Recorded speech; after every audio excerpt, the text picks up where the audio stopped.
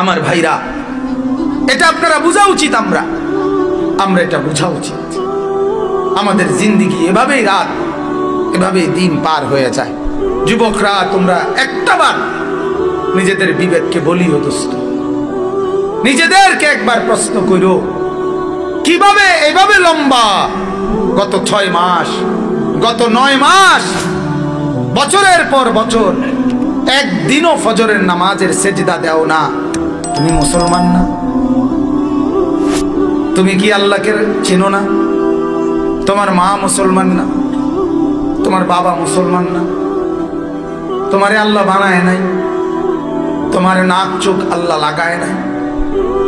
তুমি কার ইচ্ছায় ঘুমাও বাপ? বলেন, তুমি কার ইচ্ছায় জেগে ওঠো?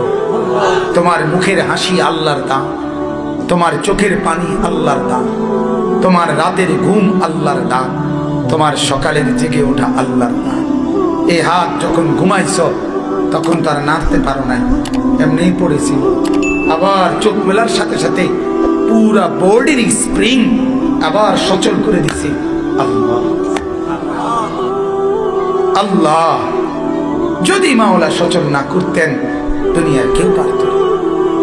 যদি আল্লাহ রাত ভোর না বানায় পৃথিবীর কেউ ভোর বানাতে পারবে না। আল্লাহ কোরআনে বলছে, যদি দিনকে আমি আল্লাহ অন্ধকার না বানাই কেউ আর রাত আনতে পারবে না। যদি অন্ধকারকে আমি আল্লাহ আলোকিত না বানাই তাইলে কেউ আর আলো আনতে পারবে না। মান ইলাহুন গায়রুল্লাহ ইয়াতিকুম বিদিয়াইন। কেমনে বললে বুঝবেন আপনারা? আসলে আমরা বুঝি না বাপ, মাঝে মাঝে বুঝি না। মাঝে মাঝে মনে হয় শুধু নিজেই কাঁদি। এছাড়া আর কি করার আছে? চোখের পানি ছাড়া আর কি করার আছে? আপনারা এইখানেও যারা বসছেন, এই যত মাসন মাশাআল্লাহ সুন্দর করে বসছেন। কেমন সুন্দর হবে যদি জান্নাতে এরকম একত্রে বসা যায়। কল্পনা করেন, ভাবেন না একবার, যদি জান্নাতে একবার বসা যায় এমন কেমন মজা হবে। কিন্তু সেজদা বিহীন জান্নাতে কেমনে যাবে? বন্দিগি বিহীন এই কপাল যদি সেজদা না থাকে কিভাবে যাবে? আল্লাহকে নারাজ করে জান্নাতে কেমনে যাবেন বাবা? কেমনে? দুনিয়া ভোগ করতেছেন, দুনিয়াই ভোগ করছেন। খুব বেশি কি ভোগ করছেন বলেন? এমন কোন দিন গেছে যেদিন পেরেশানি নাই?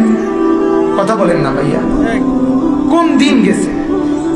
এমন একটা দিন গেছে নি পেরেশানি নাই? পেরেশানি ছাড়া কোন দিনটা গেছে?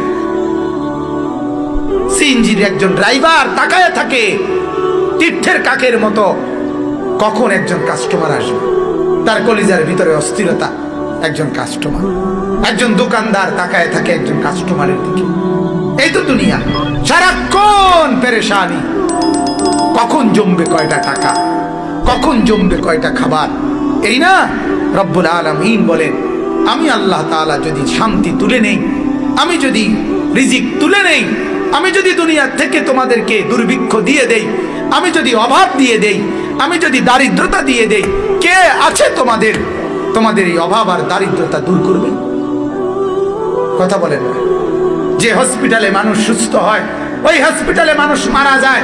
যে ডাক্তারের প্রেসক্রিপশনে মানুষ সুস্থ হয় ওই ডাক্তারের প্রেসক্রিপশনে ওষুধ খায় মানুষ মারা যায়। ওষুধ খাইতে খাইতে মানুষ সুস্থ হয়, ওষুধ খাইতে খাইতে মানুষ মারাও তো যায়। বোঝা গেল ওষুধের হাতে তো কিছুই নাই, হসপিটালের হাতে তো কিছুই নাই, ডাক্তারের হাতে তো কিছুই নাই। যা তা একমাত্র কায়নাতের মালিক আল্লাহ তাআলার হাতে। তাকে কেন নারাজ করছেন? কেমনে বললে বুঝবেন? যদি বলেন হাত ধরে বলি, তা আসেন হাত ধরে বলি। যদি বলেন বুকে জড়াইয়া বলি, যুবক আসো বুকে জড়াইয়া ধরি, তোমাকে ধরেই কাঁদি। চলো। চেহারা সুরতের কি হালাত। যতজন বসছেন সবাই এশার নামাজ পড়েন না, আমি জানি, আমার আন্দাজ আছে। চেহারা দেখলেই বোঝা যায় বাপ।